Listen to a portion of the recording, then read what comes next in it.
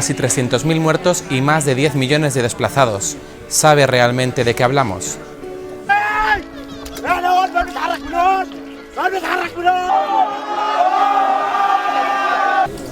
Tras 5 años de guerra en Siria, ¿no se pregunta por qué se informa tanto ahora en los medios de comunicación?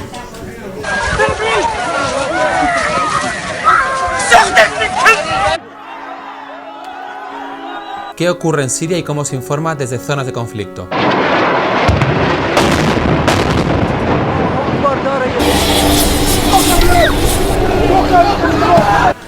Para entender el origen del problema, entrevistamos a un experto en periodismo internacional.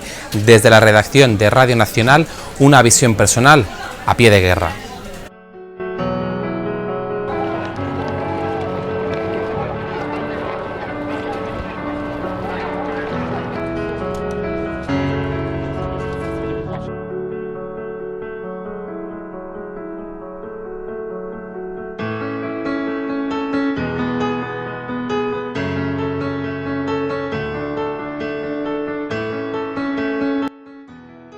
¿Cómo empezó este conflicto en Siria hace 5 años? Empezó en una localidad al sur de Damasco, en Aldera, por la detención de unos jóvenes que habían realizado unas pintadas, que sufrieron malos tratos, fueron a protestar sus familiares, los notables, una zona de fuerte implantación tribal, y fueron también maltratados, y entonces la gente salió de las calles, eso empezó a extenderse por distintas localidades de Siria, el régimen respondió con más represión y a partir de ahí pues poco a poco fue creciendo la bola de una sublevación, de un levantamiento popular que después se ha ido complicando mucho más y se complicó rápidamente con la intervención de potencias regionales y ahora con la intervención de potencias internacionales. Estuviste en Damasco en marzo, 5 años después. ¿Cómo ha cambiado la ciudad, cómo ha cambiado el país?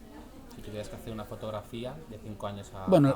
El país está devastado, completamente devastado. Hay zonas de absoluta destrucción, como por ejemplo Homs, donde he estado ahora también, o como Alepo, o como Deir el-Sur. Hay otras zonas menos afectadas, sobre todo el centro de Damasco, el centro de la capital, porque donde se ha combatido es en los alrededores, en los barrios periféricos, pero no en el centro mismo de Damasco. Pero en cualquier caso el país está arrasado. Pues Siria desde hace 5 años hasta ahora. Vamos a ver, Siria ha sido siempre, desde hace 45 años, una dictadura férrea en lo político, y sin embargo no era una dictadura en lo social.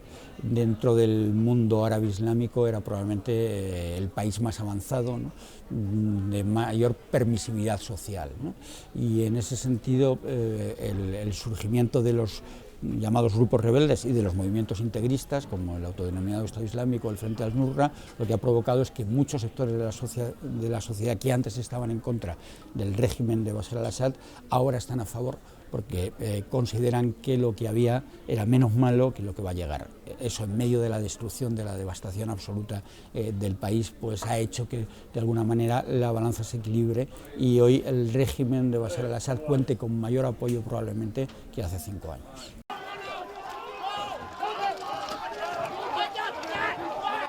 No hay un perfil distinto al refugiado sirio de lo que pudo ser en su día el refugiado afgano o el iraquí, quiero decir, sí hay una diferenciación con lo que son los inmigrantes, por ejemplo, africanos, ¿no?, de la África subsahariana, que lo que vienen es buscando unas mejores condiciones de vida, mientras que el refugiado sirio lo que busca es huir de la guerra, ¿no?, básicamente eso.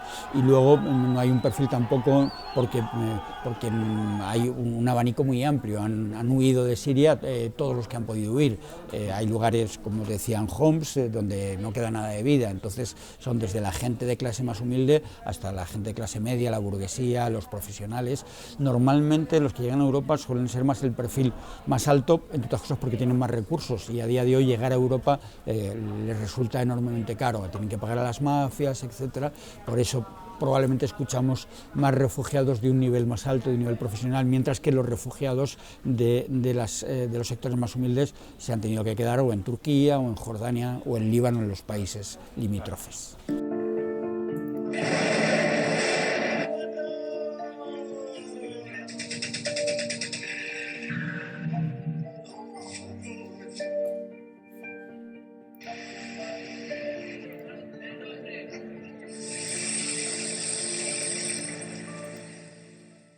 5 años de guerra en Siria han dejado un país irreconocible con más de 300... ¿Realmente por qué se produce este boom de refugiados ahora en los medios? Bueno, yo creo que básicamente porque en Europa los medios no suelen ocuparse de las tragedias que ocurren más allá de las fronteras europeas, salvo cuando nos toca directamente, y en este caso, bueno, pues es evidente que nos ha tocado directamente y de una manera para muchos incómoda, como es la llegada de estos centenares de miles de refugiados que de alguna manera representan un aldabonazo en nuestras conciencias, ¿no? de qué hace Europa o qué podríamos hacer realmente los europeos para evitar este tipo de tragedias. 5 continentes, un programa realizado por el Área de Internacional de Radio Nacional de España.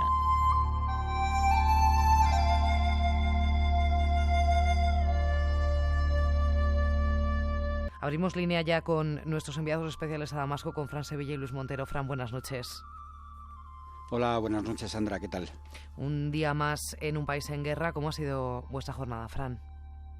Bueno, pues la jornada aquí ha transcurrido con relativa calma. Bueno, yo creo que en la radio los enviados especiales o corresponsales tenemos que ser los ojos de los oyentes, ¿no? Y tenemos que ser capaces de transmitir todo aquello que vemos para que el oyente pueda verlo también, y tenemos que ser también un poco la piel, ¿no? De los oyentes. Tenemos que tener la sensibilidad suficiente como para poder hacer sentir a los oyentes aquello mismo que nosotros estamos sintiendo. Los sonidos básicamente, ya sean las propias crónicas de los periodistas, ya sean los testimonios que recabamos allí, lo que tienen es que permitir que el oyente se haga una idea de lo que está ocurriendo realmente, ¿no? Que no quedarnos solo en la anécdota o no quedarnos solo en una imagen parcial, sino ser capaces de transmitir una visión global. ¿Qué medidas hay en España hacia los refugiados? ¿Cómo podríamos actuar nosotros? Bueno, yo creo que en España quienes están llevando todo el peso de apoyo a los refugiados son las ONGs que están trabajando sobre el terreno.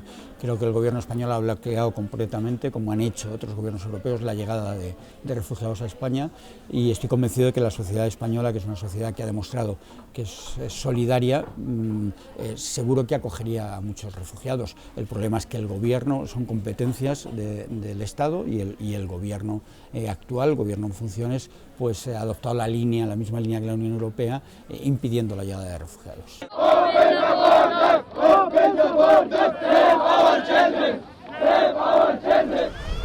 Yo creo que en Bruselas se sabe perfectamente lo que está ocurriendo. Lo que pasa es que las últimas medidas que ha adoptado la Unión Europea, limitando la llegada de refugiados e incluso llegando a un acuerdo con Turquía para su expulsión, son unas medidas profundamente insolidarias que van en contra de los valores tradicionales de la propia Unión Europea y de los valores europeos, y van en contra de lo que es cualquier actitud humanitaria y de humanismo, te diría, ¿no? de acogida al necesitado.